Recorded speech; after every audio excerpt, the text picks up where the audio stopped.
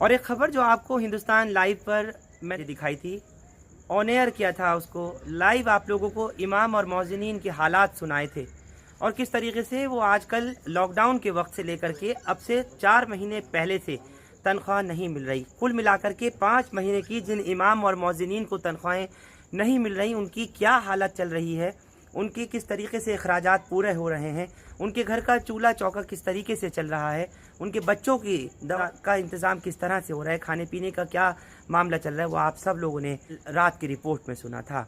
मैं सीधा इस वक्त बात करना चाहूँगा पूर्व चेयरमैन दिल्ली वक्फ बोर्ड अमानतुल्ला खान से और उनसे जानने की भी कोशिश करूँगा कि आखिर क्या वजह है उनके रहते हुए से लेकर के अब तक, जब काम वो नहीं देख रहे हैं क्योंकि अब वो नहीं रहे चेयरमैन, के अलावा जो सीईओ हैं एसएम अली वो देख रहे हैं, ऐसे में तनख्वाह क्यों 5 महीने से रुकी हुई है, क्यों नहीं दी जा रही। सीधे अमानतुल्ला से बात करने की कोशिश करता हूँ। मेरे साथ इस वक्त दिल्ली वक्फ बोर्ड के पूर्व चेयरमैन अमानतुल्ला खान मौजूद हैं। मैं उनसे भी इस बात को लेकर के सवाल करना चाहूँगा और पूछना चाहता हूँ उन तमाम इमाम और मौज़िनीन की तरफ से कि जिनको लगभग 5 महीने से अब तक सैलरी नहीं दी गई है। अमानतुल्ला, मैं फ़रहान याहिया बोल रहा हूँ। जी, अस्सलाम वालेकुम। वालेकुम सलाम। भाई, पूछना चाह रहा हूँ आपसे कि ये लोग बहुत परेशान हैं और इस वक्त कुछ एक दो तीन इमाम और मौज़िन लोग हैं जो यहाँ पहुँचे हैं, लॉकडाउन के हालात हैं और इनको अब तक सैलरी नहीं मिल रही है और इनका कहना है कि आपको तो लगभग महीने 1.5 महीना पहले ही हटाया गया था, उससे पहले से भी सैलरी इनकी नहीं आ रही है। कहाँ पर प्रॉब्लम है? और इनके यहाँ भूखमरी की, बहुत से लोग कहते हैं कि हम इसी पे मुनहसिर हैं, डिपेंडेंट हैं वफ़ की सैलरी पर और किसी को नहीं मिल रही। नहीं, देखिए, दिल्ली वक्फ बोर्ड की पहले जो ग्रांट थी तो वो हमें ग्रांट नहीं मिल पाई थी। ये टेक्निकल चीजें जो है वहाँ ये फंसा देते थे और उसके बाद से वो ग्रांट की फाइल मैंने चलाई तो ये इसको घुमाते रहे। फिर जब मैं था, क्योंकि मैं तो इलेक्शन से पहले, जब इलेक्शन का नोटिफिकेशन हो गया था तो उससे पहले जो सैलरी मैं दे सकता था मैंने दी। उसके बाद तो मैं नहीं दे पाया क्योंकि साइन अथॉरिटी नहीं था मैं। तो उसके बाद से अभी तक पैसे इनके पास आ गए हैं। सारे इमामों की तनख्वाह सीओ को जारी कर देनी चाहिए क्योंकि पहले सिग्नेटरी मैं था, मेंबर थे एक हमारे हिमाल अख्तर साहब और सीओ था। तो अगर चेयरमैन नहीं है तो उसकी गैर मौजूदगी में मेंबर तो मौजूद है, बोर्ड तो मौजूद है, चेयरमैन नहीं है, तो सीओ को तनख्वाह जारी कर देना चाहिए। और बोर्ड के पास तकरीबन 13.5 करोड़ रुपया दिल्ली वक्फ बोर्ड को सरकार ने अभी दिया है 1 महीना पहले, तो अभी ने तनख्वाह दे देनी चाहिए। और सारे इमाम जितने भी हैं और जो पहले से दिल्ली वक्फ बोर्ड के अधीन जो मस्जिदें आती हैं उनको भी देना चाहिए और जो दिल्ली वक्फ बोर्ड के डायरेक्ट कंट्रोल में मस्जिद नहीं है, सारी की सारी तकरीबन 1100 मस्जिदें हैं, उन सबका भी पैसा दिल्ली सरकार से आ गया है और बजट बढ़कर अगर दिल्ली सरकार से आया था तो वो इन तमाम मस्जिदों के लिए आया था। अब ये पेच फंसाते रहते हैं कि इन वाले इमामों को देंगे, उनको नहीं देंगे। सारे इमाम जितने भी हैं दिल्ली में, पुराने और नए, सब मिला करके सबका स्टेटस सेम है और सबको तनख्वाह दिल्ली सरकार ने जो है दिल्ली बोर्ड के अकाउंट में दे दी है, तो अब इनको जारी कर देना चाहिए। लेकिन वो बताते हैं जी अमानतुल्ला साहब, वो बता रहे हैं कि आप क्योंकि जब तक चेयरमैन थे तो सिग्नेचरी अथॉरिटी आप थे, लेकिन अब उनका कहना है कि जो चीफ़ एग्जीक्यूटिव ऑफिसर हैं, सीईओ हैं एसएम अली, उन्होंने, अभी मेरी बात हुई है हिमाल अख्तर साहब से भी, उनका कहना है कि फ़ाइल ही लेट चलाई है और सिग्नेचर का इस वक्त में मामला पड़ गया है। अरे ये तो सीरियस ही नहीं होते इमामों की तनख्वाह को, और जो वहाँ स्टाफ है उसकी तनख्वाह को लेकर कभी ये सीरियस नहीं होते। दिल्ली वक्फ बोर्ड के पास पैसा है, सरकार से बजट आ गया, वो लेट पता ही नहीं लोगों की वजह से। और ये लोग जब फाइल नहीं चलाते थे, मैंने फाइल वो चलवा के आकर के इलेक्शन से पहले था, इलेक्शन के बाद से मैं आया तो मैंने फाइल, वो पैसा आया सरकार के पास।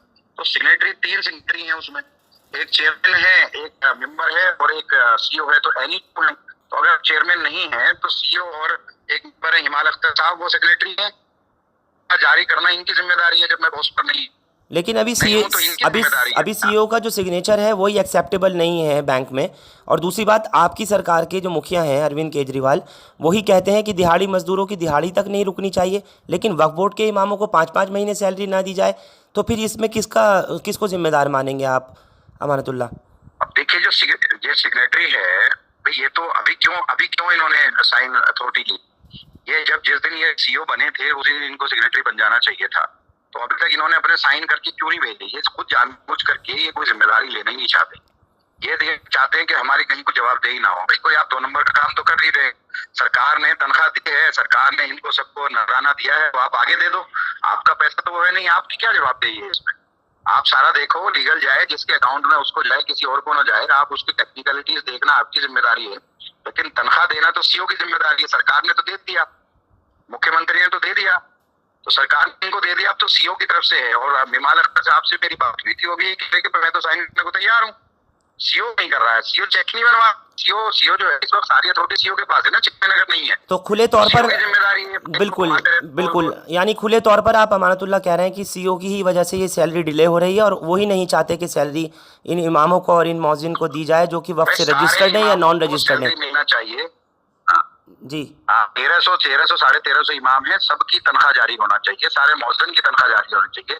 जब सरकार ने दे दिया और बजट बढ़कर आया इसलिए था कि सबकी तनख्वाह देनी है, तो इसमें क्या है कि नए पुराने दाएं बाएं घुमाते क्यों रहते हैं? सबको दे, सबको सरकार ने अप्रूवल दी है। डिविजनल कमिश्नर ने, जो हमारे जो वो है हमारे मिनिस्टर है, रेवेन्यू मिनिस्टर, सारी अप्रूवल वहां से, फाइनेंस मिनिस्टर से अप्रूवल है। तो इसमें कुछ है ही नहीं ऐसा कुछ। ये दें क्यों नहीं देते ये लोग? इस बारे में क्या आपकी बात हुई है मुख्यमंत्री अरविंद केजरीवाल से या रेवेन्यू मिनिस्टर कैलाश गहलोत से? उन्होंने तो ऑर्डर कर दिया ना, उन्होंने ऑर्डर कर दिया, फाइल आ गई। जितनी फाइल ये सीओ उनको भेजता है वो तो साथ उसी दिन अप्रूवल करके भेज देते हैं। ये फाइल ही नहीं भेजते वहाँ। ये तो इनकी जिम्मेदारी है ना, जब फाइल वहाँ भेजेंगे तभी तो वो अप्रूव करेंगे। ये फाइल नहीं भेजते, आगे दूसरी फाइल भेजते। इनको कौन रोक रहा है? इनको कौन रोक रहा है फाइल भेजने को? क्या इसमें अब एलजी अड़ंगा कर रहे हैं क्या?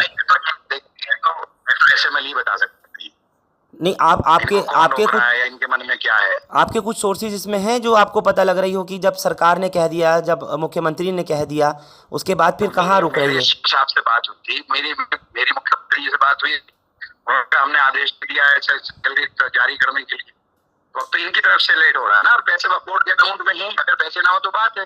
अभी 14.5 करोड़ रुपए वक्फ बोर्ड के अकाउंट में है, और इनकी सैलरी 12 करोड़ बैठेगी सबकी, 4 महीने की सैलरी सबकी मिला करके तो 11-12 करोड़ बैठेगी। दिल्ली वक्फ बोर्ड का अपना पैसा था जो हमने सब खर्च कर लिया था पहले।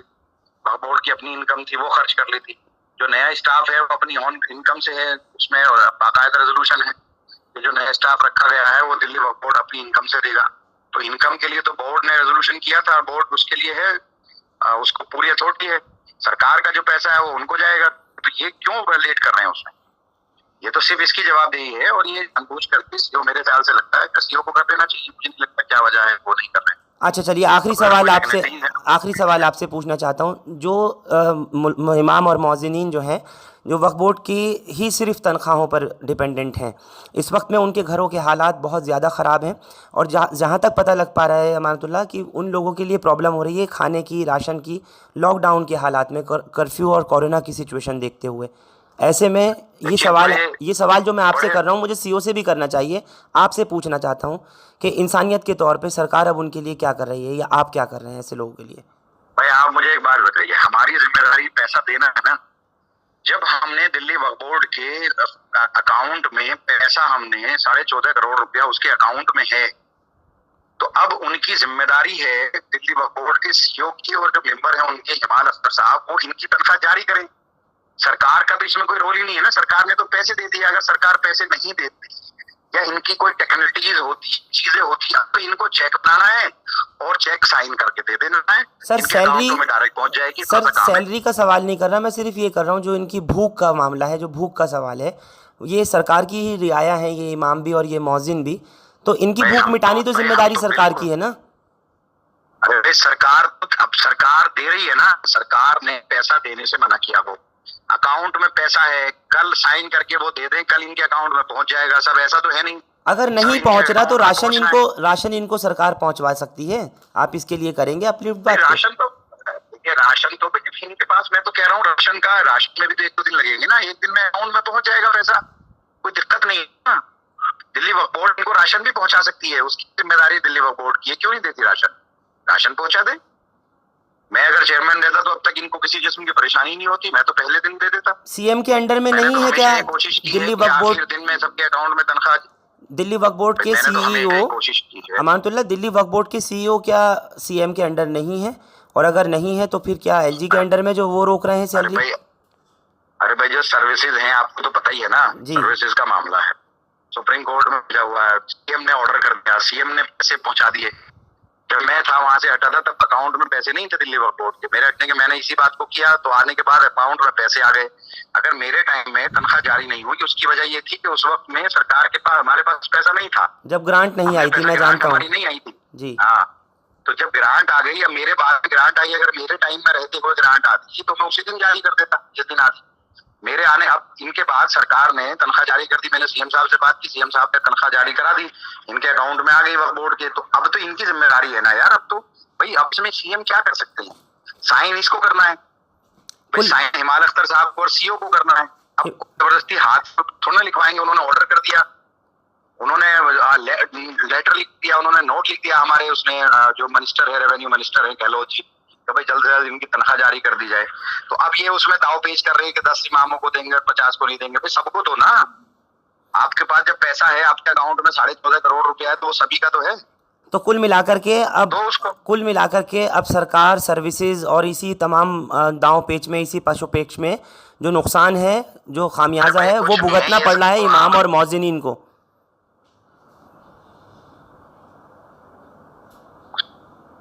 है ना अकाउंट में, उनके पास पैसा है ना, अब उसमें सरकार दाव पेच कहाँ से आ गया, ये तो इससे सवाल करना चाहिए सीओ से, क्यों नहीं जारी कर रहा।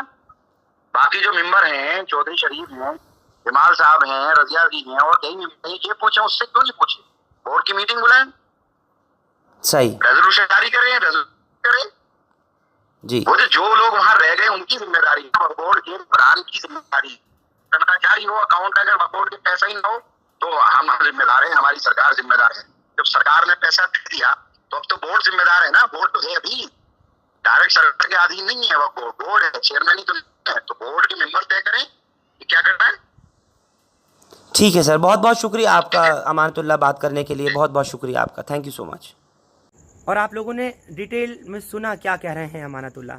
साफ तौर पर वो बता रहे हैं कि अब ये सर्विसेज का मामला है और पूरा जो वक्फ बोर्ड है वो चेयरमैन के बगैर चल रहा है, और उन्होंने कहा कि मैं अब चेयरमैन नहीं हूँ।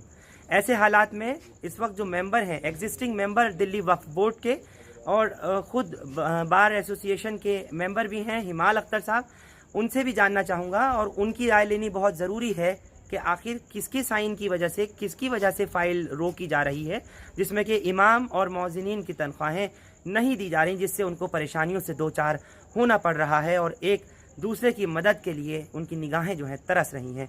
सीधे बात करता हूं हिमाल अख्तर से। और इस वक्त मेरे साथ बात करने के लिए दिल्ली वक्फ बोर्ड के एग्जीक्यूटिव मेंबर और सीनियर एडवोकेट हिमाल अख्तर मौजूद हैं। मैं उन्हीं से जान लेता हूं कि आखिर ये जो 4-5 महीने से इन इमाम हजरात की और जो मौज़िनीन हैं, जिनमें कि वक्फ बोर्ड से जो रजिस्टर्ड है वो भी, और जो वक्फ बोर्ड से नॉन रजिस्टर्ड इमाम और मौज़िन हैं, उनकी जो सैलरी नहीं दी जा रही, इस तमाम मामले पर। हिमाल अख्तर साहब, फरहान बोल रहा हूँ। मैं जानना चाह रहा हूँ कितने महीने से इन लोगों की सैलरी नहीं मिली, जो कि ये लोग परेशान हैं और लॉकडाउन की सिचुएशन अब चल रही है लगभग 1 महीने से ज़्यादा से, उससे पहले कब से सैलरी नहीं मिली है? इनकी सैलरी दिसंबर से नहीं मिली है और उसका रीजन ये था कि ग्रांट हमारी नहीं आ पाई थी दिसंबर में, कुछ टेक्निकल रीजन की वजह से, क्योंकि डिविजनल कमिश्नर के ऑफिस में कुछ लोगों ने टेक्निकली हमारी फाइल को फंसा रखा था और उसको क्लियर नहीं किया था। 6 या 7 जनवरी को कोड ऑफ कंडक्ट लग गया इलेक्शन का, इसलिए फाइल को उन्होंने रोके रखा, ये कह करके कोड ऑफ कंडक्ट लग गया है, मूव नहीं हो सकती है, आगे नहीं बढ़ सकती है। 8 फरवरी को इलेक्शन हुआ, 11 तारीख को रिजल्ट डिक्लेयर हुआ। उसके बाद में अभी हम लोग दौड़ रहे थे फाइल मंगाने के लिए ग्रांट की, क्योंकि ग्रांट नहीं आई थी, तो ग्रांट के लिए दौड़ रहे थे। तो 23 तारीख को सरकार ने फैसला ले लिया चेयरमैन साहब को हटाने का। 28 या 27 या 28 मार्च को ग्रांट आई है। तभी से मैंने कोशिश करना शुरू कर दिया और सीओ साहब से रिक्वेस्ट की, मैंने लेटर लिखा और कहा कि लॉकडाउन पीरियड है, वैसे भी लोगों की 4 महीने से सैलरी नहीं गई है, ये सैलरी जानी चाहिए। मेरी रिक्वेस्ट पर ही उन्होंने चीजों को परसू किया, आगे फाइल को भेजा, डिविजनल कमिश्नर को भेजा, डिविजनल कमिश्नर ने आगे रेवेन्यू मिनिस्टर श्री कैलाश गहलोत साहब को भेजा और वहां से ओके आई। अभी भी उसमें एक मुझे ये लग रहा है, उसी की बेस के ऊपर हमने बोर्ड की एक सर्कुलेशन से मीटिंग करके, मेरी रिक्वेस्ट पर ही जी सर्कुलेशन से मीटिंग करके सीओ साहब के सिग्नेचर बैंक में भेजे, क्योंकि दूसरा कोई अथोराइज सिग्नेटरी नहीं था, तो पैसे हमारे पास। जी सर, मैं आपसे ये पूछना चाहता हूँ आपको रोक करके। आपने कहा कि इस बीच में सरकार की तरफ से ये ऑर्डर हुआ और उसके बाद चेयरमैन अमानतुल्लाह खान जो हैं वो उनको हटा दिया गया बीच में, लेकिन सैलरी का जो मामला है वो तो आप कह रहे हैं ग्रांट नहीं आई है, लेकिन जहाँ तक इन्फॉर्मेशन मिल पा रही है ग्रांट तो ऑलरेडी आ चुकी है। 27 या 28 मार्च को ग्रांट आई है, ऑफिशियल रिकॉर्ड है जी। अच्छा, क्योंकि उस वक्त अथोराइज सिग्नेटरी नहीं था, फिर सारी चीजें क्योंकि चेयरमैन ना होने की वजह से सारी चीजें सीईओ के हाथ में आ जाती हैं। मैंने फिर सीईओ साहब को लेटर लिखे और रिक्वेस्ट की, व्हाट्सएप किए, तब उन्होंने चीजों को आगे शुरू किया, फाइलें शुरू की और उन्होंने हमारी रिक्वेस्ट पे एक्सेप्ट करके फिर फाइल मूव की। अब मूव करने के बाद भी ये हुआ है कि उन्होंने अपने सिग्नेचर अपडेट होने के लिए बैंक में भेज दिए हैं। अभी बैंक से सिग्नेचर उनके अपडेट होके नहीं आए हैं। किसका? सीईओ एसएम अली का? एसएम अली साहब के, क्योंकि 2 अथोराइज सिग्नेटरी होते हैं। अभी तक जो सिग्नेचर चलता था वो पूर्व चेयरमैन अमानतुल्लाह का उस वक्त में जब तक कि चेयरमैन थे तब तक चल रहा था, मेरा चलता था, हाँ। आपका चलता था, और जो रजिया बेगम है उनका, और जो आप नहीं, उनका नहीं था। शमीम अख्तर सीईओ साहब थे, वो ट्रांसफर हो गए थे जी। लेकिन कोई नया सीईओ नहीं आया था। नए सीईओ जब आए हैं तो इनके सिग्नेचर बैंक में नहीं गए थे।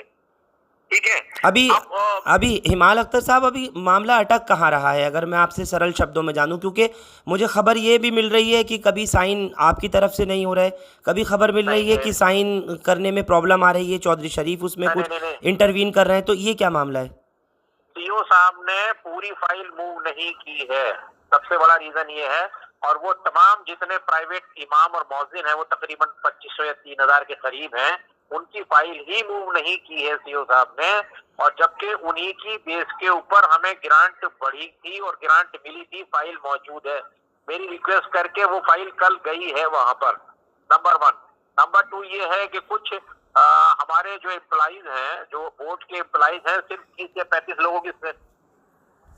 जी हेलो जी, आप बोलते रहे। जो उन्होंने सिर्फ 30 या 35 लोगों की सैलरी रिलीज की है, और बाकी तो जो लोग हैं, हमारे यहाँ 170 लोग काम करते हैं, सब लोगों ने काम किया है। हमारे सीएम साहब का कहना भी ये है कि दिहाड़ी मजदूर भी हैं तो उनकी मजदूरी नहीं काटी जाए, अगर हो सके तो आप एडवांस दे दें। तो मैंने कहा कि जिन लोगों ने काम किया है उनको सैलरी तो आपको देना ही देना रहेगा, उनकी फाइल मूव कीजिए। तो मेरी रिक्वेस्ट पे कल ये दो फाइल है, एक तो प्राइवेट इमाम और मौजिन की और दूसरी ये हमारे एम्प्लॉइज की, ये फाइलें दोनों मूव होके डिविजनल कमिश्नर के यहाँ गई हैं। अब जब वापस आ जाती हैं तब तक बैंक से सिग्नेचर अपडेट होके आ जाएंगे तो सबकी सैलरी रिलीज हो जाएगी। सर, लेकिन ये सरकार का कैसा दोहरा रवैया है, या इसको हम किस नज़रिए से देखें कि जहां सरकार के अपने ही अंडर काम करने वाले जो सीईओ हैं एसएम अली, वही फाइल को पहुंचाने में ताख़ीर करते हैं, उनकी वजह से, जैसे आपने भी कहा कि लेट हो रहा है, जबकि मेरा सवाल कंप्लीट होने दीजिए, जबकि आप ही बता रहे हैं कि ख़ुद मुख्यमंत्री कहते हैं अरविंद केजरीवाल की जितने चाहे दिहाड़ी मजदूर हों उनकी दिहाड़ी टाइम पे हो, तो सीईओ जो हैं वो फाइल नहीं मूव कर रहे, मुख्यमंत्री कहते हैं कि दिहाड़ी मजदूरों तक की दिहाड़ी नहीं रुकनी चाहिए। फिर ये हो क्या रहा है? वफ़ के साथ में सौतेला रवैया क्यों हो रहा है सर? ये बोर्ड के साथ में सौतेला रवैया है, और इसमें सबसे बड़ा रीजन ये है कि जो रेवेन्यू की पावर्स हैं वो सेंटर के पास है, वो एलजी के पास होती। तो इसमें डिफिकल्टी ये है कि ये जो हमारे यहाँ सीईओ होते हैं ये एलजी के अंडर में होते हैं। अब मुझे नहीं समझ में आता कि ये किसके बिहाफ पे काम कर रहे हैं। आप जब आ गए हैं, आप इंचार्ज हैं, तो आपको सबके साथ इंसाफ करना चाहिए, सबकी सैलरी रिलीज करनी चाहिए, सबके ऑनरेरियम रिलीज करने चाहिए। ये क्या हो रहा है?